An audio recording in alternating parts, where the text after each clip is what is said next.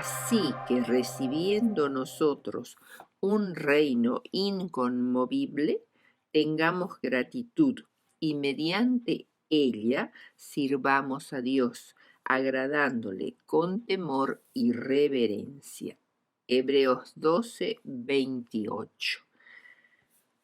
En la introducción de nuestra lección diremos que el estudio de esta semana se centra en el capítulo 12 de Hebreos, el cual trata de los siguientes temas. Los versículos 1 y 2, en primer lugar, son la conclusión del capítulo 11, la galería de los héroes de la fe.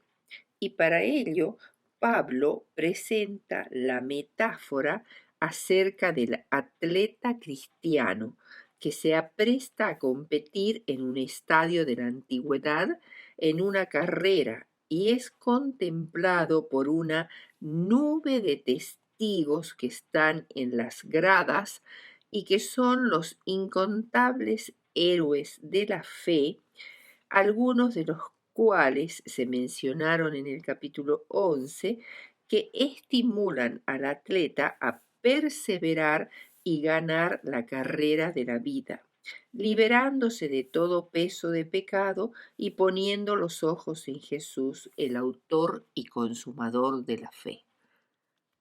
Los versículos 3 al 11, que no serán considerados en la lección actual, tratan de la naturaleza, el propósito y el resultado de la disciplina cristiana. Sin embargo, a ninguno de los cristianos se le impondrá una disciplina más estricta que la que sufrió Cristo. Él tuvo que soportar tal contradicción de pecadores hostiles y en su obra además resistió hasta la sangre, es decir, hasta la muerte. Hebreos 12:4. Se insta a los cristianos a no menospreciar la disciplina, la cual se restringe su significado al mero castigo, pero ha sido definida como el refinado arte de hacer discípulos. Felices aquellos cristianos que han aprendido a considerar los sufrimientos y vicisitudes que han pasado a la luz de la eternidad. Los versículos 12 al 17 siguen con el tema de la madurez del cristiano producida por la disciplina y además se ocupa de las relaciones del cristiano con sus prójimos. Se habla de las raíces de amargura causadas por el espíritu de mala voluntad y división entre los hermanos, la crítica mal intencionada de los dirigentes que contamina a muchos. Se presenta entonces el caso de Esaú, que no deseó realmente arrepentirse de sus malos hábitos, fortalecidos por largos años de pecados, sino que se arrepintió en realidad de haber vendido su primogenitura y haber perdido así todos sus privilegios. Ahora realmente entramos en el tema de esta lección. Desde los versículos 18 al 29 del capítulo 12 de Hebreos, donde se hace una comparación entre el antiguo Israel y el Israel actual en la extraordinaria experiencia de un acercamiento a Dios y a los eventos celestiales. El primer punto que trataremos es la tremenda experiencia del monte Sinaí. En el mes tercero, es decir, a fines de mayo y principios de junio, los israelitas que salían de Egipto llegaron al monte Sinaí, situado al sur de la península del Sinaí. Allí ocurrieron algunos de los más grandes acontecimientos de la historia judía. En primer lugar, la incorporación de Israel como iglesia y como nación bajo el régimen de la teocracia, es decir, el gobierno de Dios. Y esta forma de gobierno continuó hasta que los judíos se apartaron de ella con las palabras: no tenemos más rey que a César, en Juan 19:15, en la época del Imperio Romano. Segundo, la proclamación de los 10 mandamientos. Tercero, la ratificación del pacto hecho con Abraham. Cuarto, la construcción del tabernáculo. Quinto, la promulgación de las leyes ceremonial y civil. Se efectuó una relación única entre Dios y los descendientes de Abraham, en la que nunca entraría ninguna otra nación. Los israelitas llegaron quizás el primer día del tercer mes al desierto de Sinaí, que es una gran planicie, casi llana, desierta, con algunos arbustos, llamada la llanura de Er-Ra'a, de algo más de 3 kilómetros de largo por unos 800 metros de ancho, rodeada de montañas como si fueran un anfiteatro natural. Era un lugar adecuado para que los hebreos, que eran unos 2 millones de personas aproximadamente, pudieran acomodarse allí cómodamente.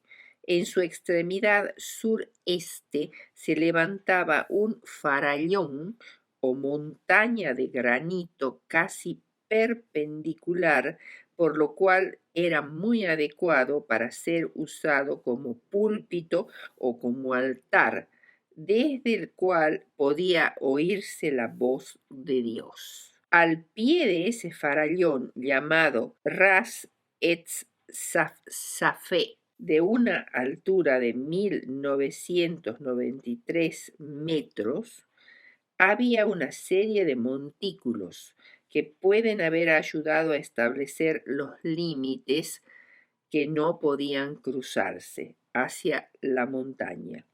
No se ha encontrado en el mundo otro lugar que combine de una forma más notable las condiciones de una altura imponente y de una llanura desde donde se podía ver y oír todo lo que sucedía en el monte.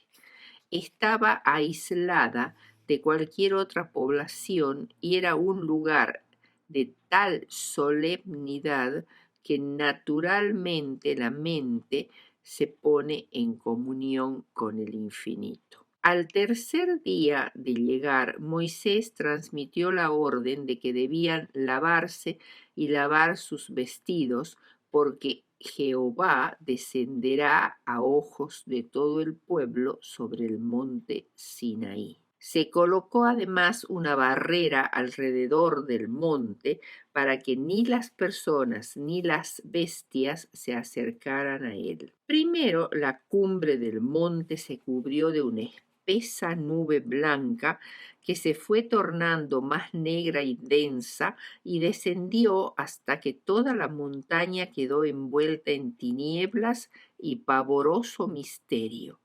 Entonces se escuchó un sonido resonante como de trompeta que convocaba al pueblo a reunirse. Moisés los condujo hasta el pie del monte. De la espesa oscuridad surgían brillantes relámpagos, mientras el fragor de los truenos retumbaba en las alturas circundantes. El monte humeaba como el humo de un horno y se estremecía en gran manera en un temblor cuando Jehová descendió sobre él envuelto en fuego. Y el parecer de la gloria de Jehová era como fuego alrededor en la cumbre del monte. y el sonido de la trompeta iba aumentando cada vez más. Tan terribles eran las señales de la presencia de Jehová, que las huestes de Israel temblaron de miedo y cayeron sobre sus rostros ante el Señor. Aún Moisés exclamó: estoy asombrado y temblando. Hebreos 12:21. Siguió un plazo de solemne silencio y entonces se oyó la voz de Dios. Moisés, al describir la escena, dice: Jehová vino de Sinaí y de Seir les esclareció, resplandeció del monte de Parán y vino con 10.000 santos a su diestra, la ley de fuego para ellos. Deuteronomio 39, 2 y 3. Luego proclamó los preceptos del Decálogo entre truenos y llamas para que su pueblo no olvidara nunca la escena y abrigara profunda veneración hacia el autor de la ley. El pueblo estaba anonadado de temor.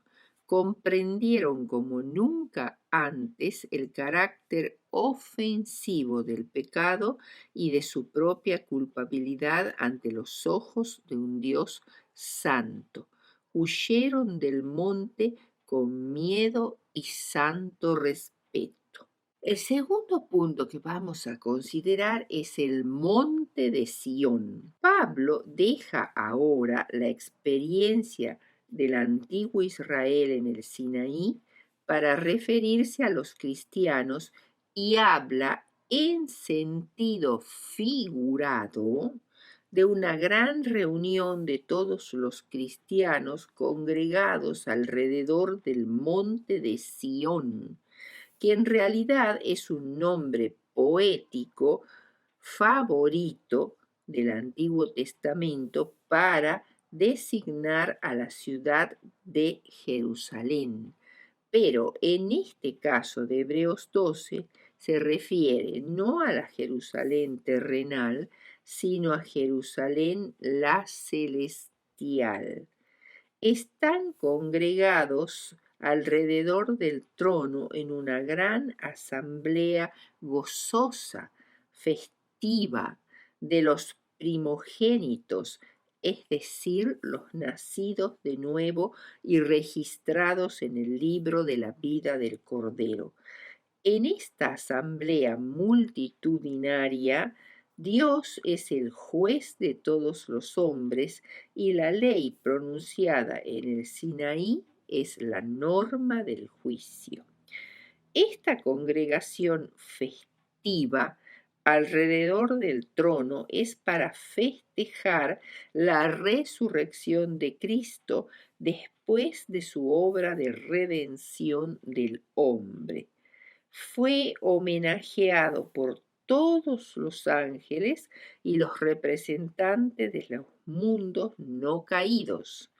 Su padre lo hizo sentar a su diestra para que fuese rey y sacerdote de su pueblo que había conquistado en la tierra.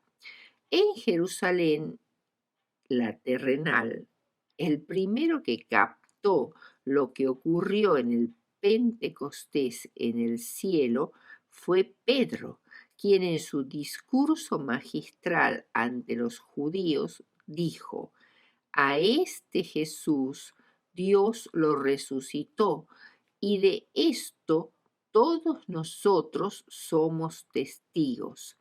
Así, exaltado hasta la diestra de Dios, recibió la promesa del Espíritu Santo y ha derramado esto, es decir, el don de lenguas, que ahora veis y oís. Hechos 2, 32 al 36.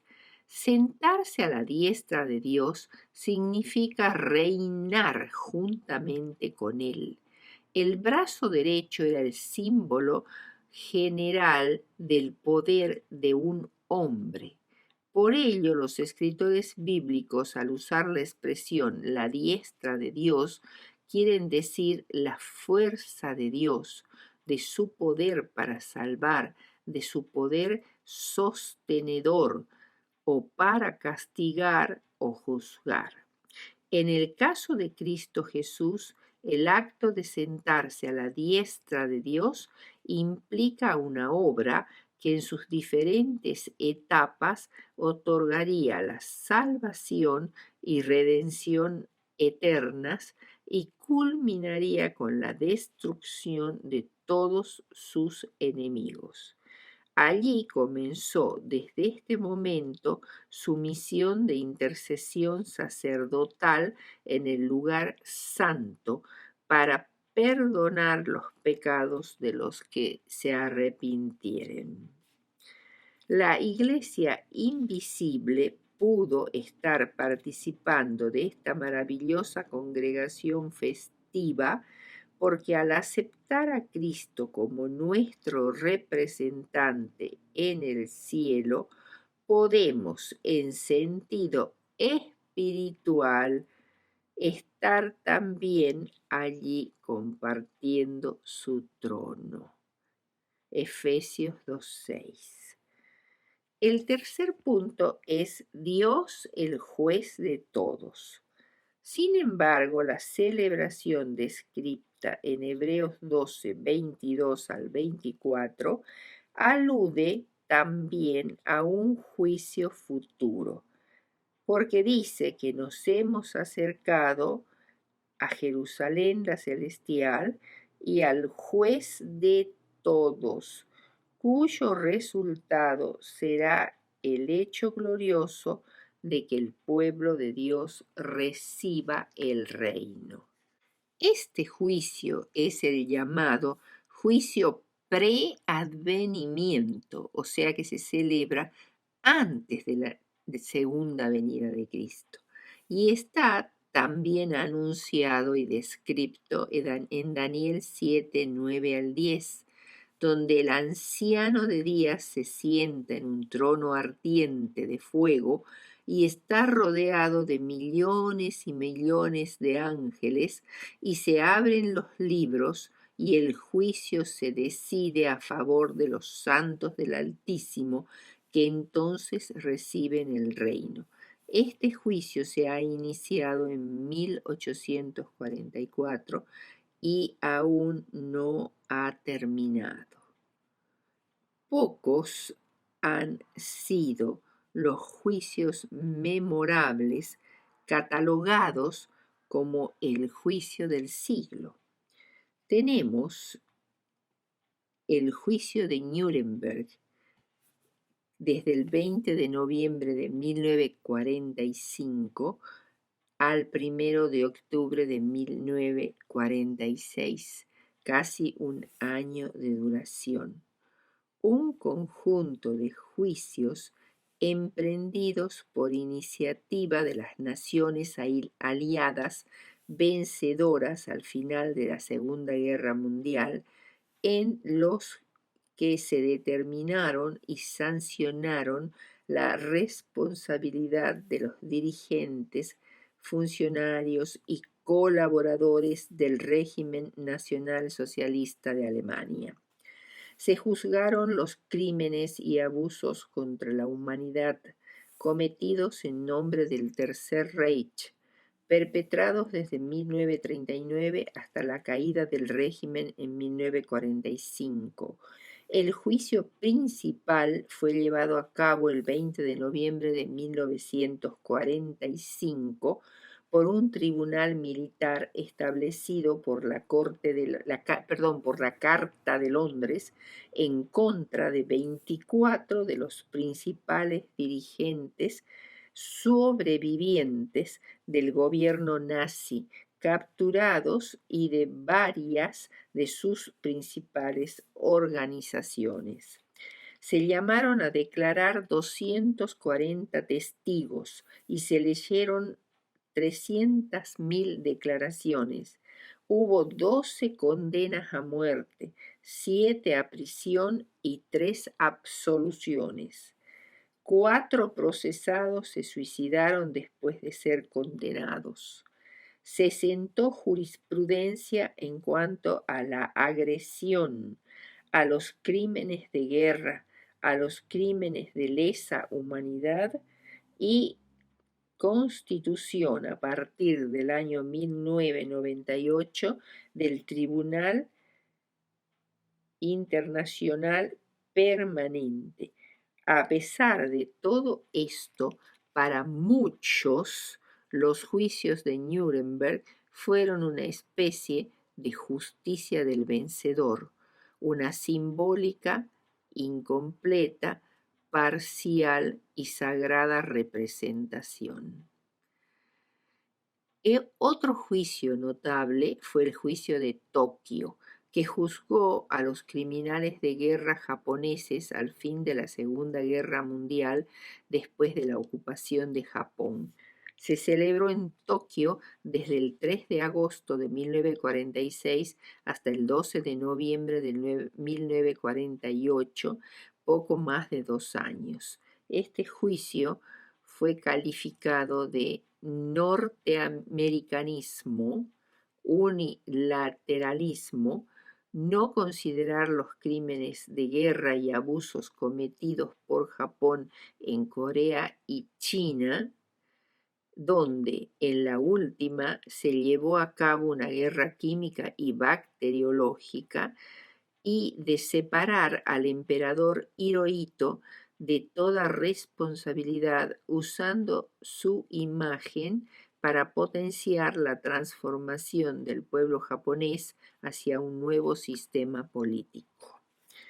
Tercer juicio, considerado también memorable, es el juicio de Orenthal James Simpson, en este caso no de una nación sino de una persona, conocido más como O. Simpson, en Estados Unidos entre 1994 y 1995, que duró 9 meses, acusado de matar a su ex esposa y a su amante, ambas de raza blanca. Simpson era una estrella del deporte muy estimada y pertenecía a la raza negra, lo cual introdujo una rivalidad racial. Finalmente, a pesar de que había prácticamente una montaña de evidencias en su contra, fue declarado inocente. ¿Cómo será el juicio final de Dios? ¿Podrá reportar admiración y alabanza de sus ángeles? ¿Dejará satisfecho a todo el universo leal con su sentencia?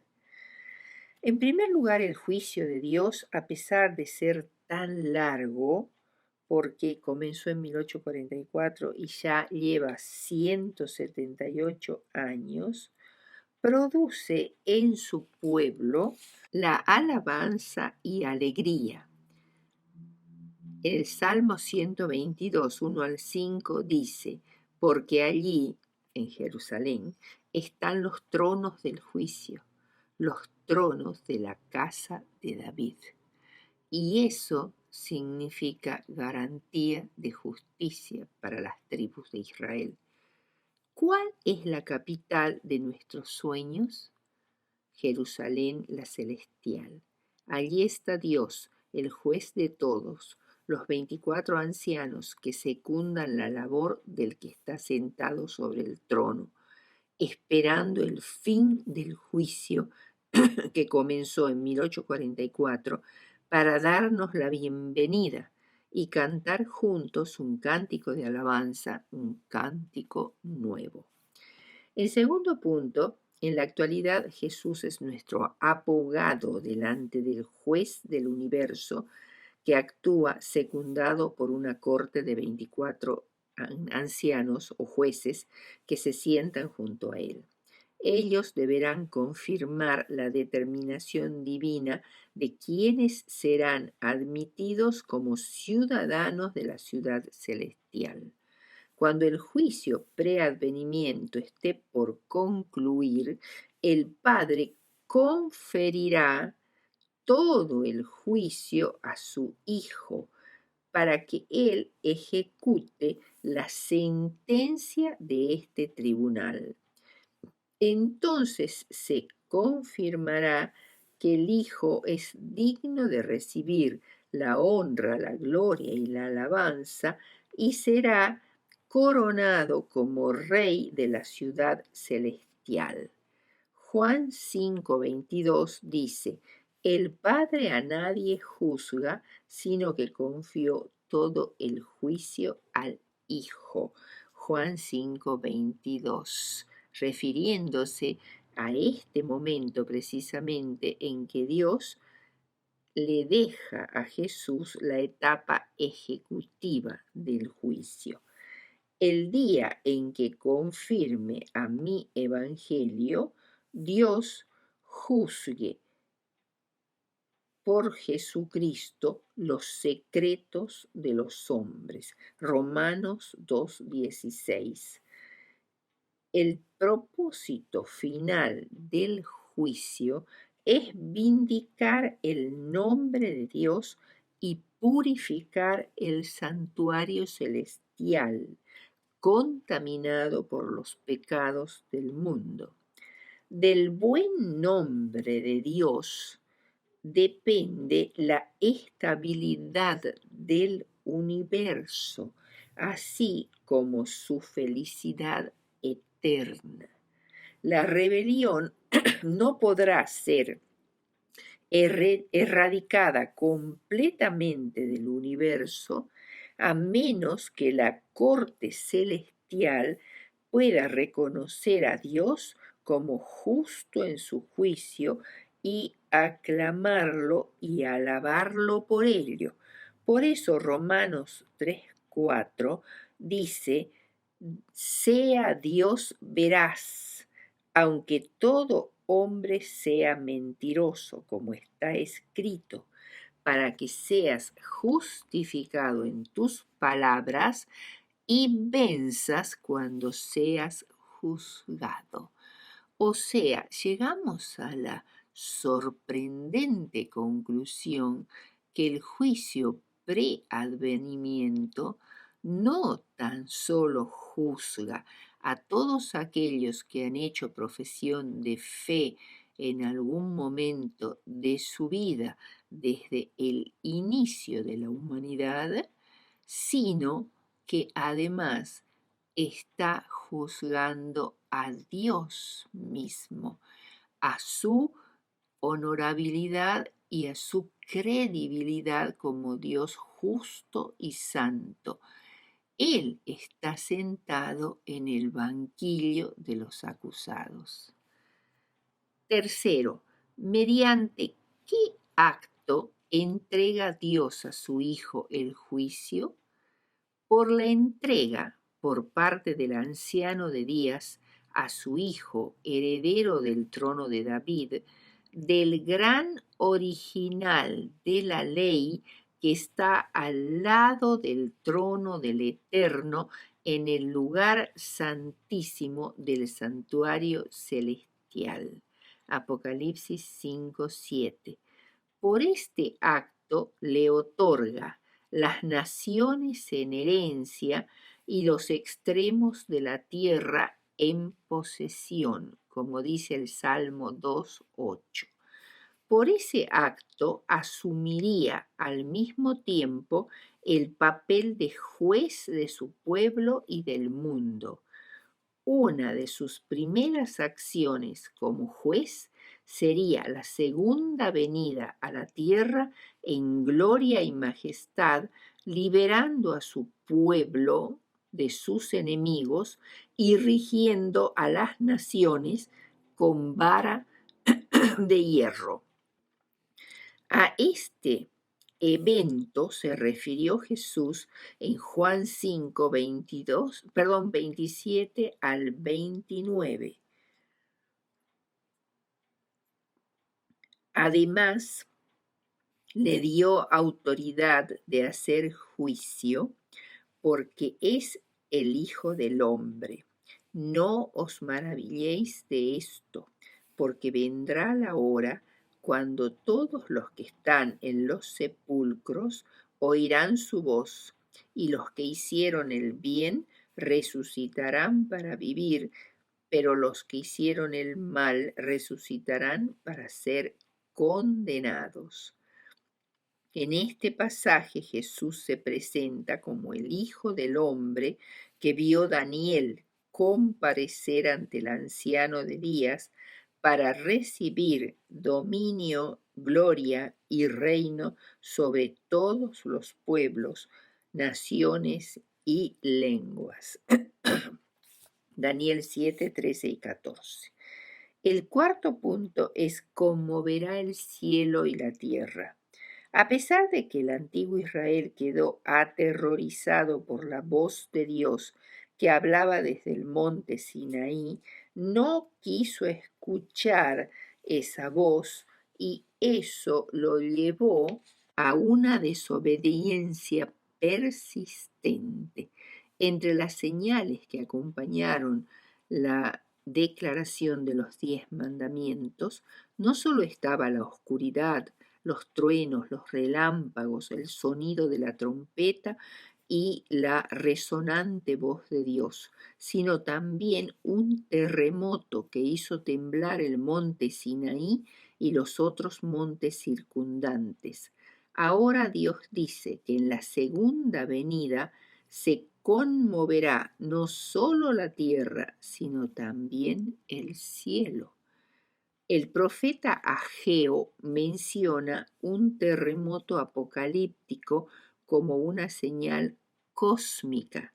Se trata de un futuro terremoto universal, no como un desastre aislado, sino para anunciar la visitación final de Cristo sobre la tierra para juzgar al mundo y para establecer su gloria mesiánica sobre la tierra.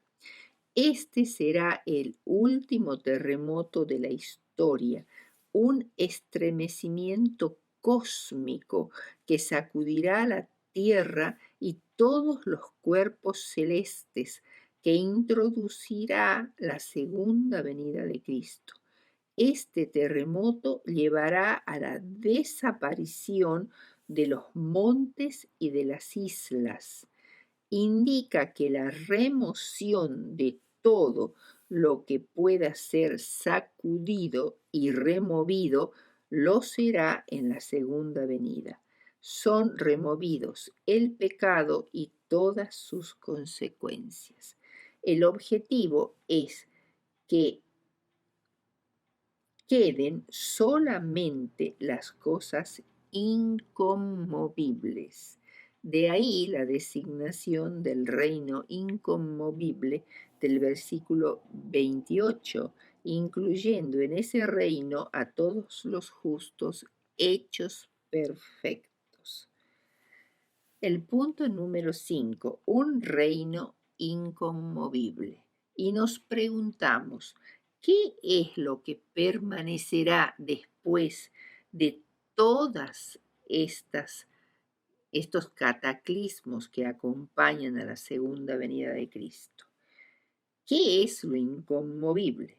El planeta Tierra, que a pesar de ser sacudido por este terremoto final, será renovado y recreado, igual a lo que fue en el Edén.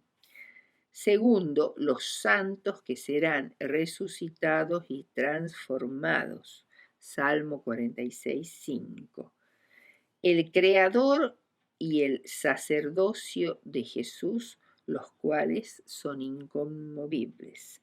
Hebreos 1, 10 al 12 y Hebreos 7, 3, 24. Cuarto, la herencia de los redimidos. Hebreos 10, 34. Este será el reino inconmovible que recibiremos de Cristo.